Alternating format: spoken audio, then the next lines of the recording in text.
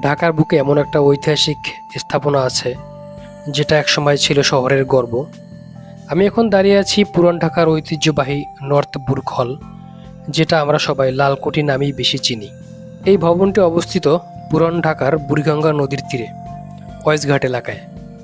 1874 সালে ব্রিটিশ ভারতের governor general George Bering যখন ঢাকায় আসেন, আর সেই সফরকে স্মরণীয় করে রাখতেই তৈরি করা হয় এই টাউন হল।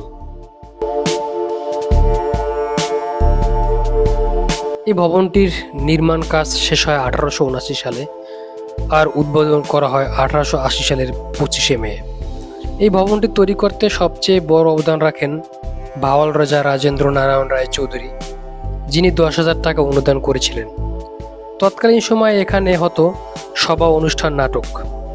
ঢাকার এলিট শ্রেণীর সমাজের মিলন কেন্দ্রই ছিল এই ভবনটি। 1882 সালে এই টাউন হল থেকে পাঠাগার রূপ নেয়, আর কয়েক বছরের মধ্যেই বইয়ের সংখ্যা ছাড়িয়ে যায় 10,000।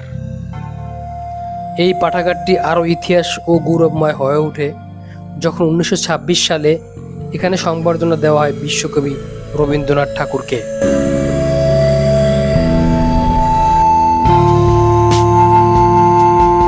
কিন্তু সময়ের সাথে সাথে হারাতে থাকে এর জৌলস। পাকিস্তান আমলে অবহেলার কারণে পাঠাগারটি ধীরে ধীরে নিস্তেজ হয়ে পড়ে। মুক্তিযুদ্ধের সময় নষ্ট হয়ে যায় অনেক মূল্যবান বই। স্বাধীনতার পরও এর হারানো ঐতিহ্য পুরোপুরি ফিরিয়ে আনা আর সম্ভব হয়নি। স্থাপনার দিক থেকে এই ভবনটি একেবারে ইউনিক। মোগল ধাঁচে তৈরি হয় এই ভবনটি।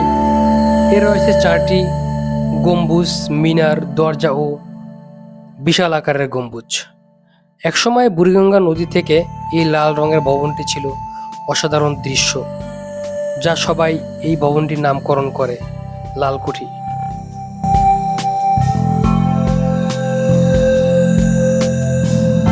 বর্তমানে এই ভবনটি আর মিলনায়তন হিসেবে ব্যবহৃত হয় না, তবে ঢাকা দক্ষিণ সিটি কর্পোরেশনের অধীনে এই ভবনটি রয়েছে।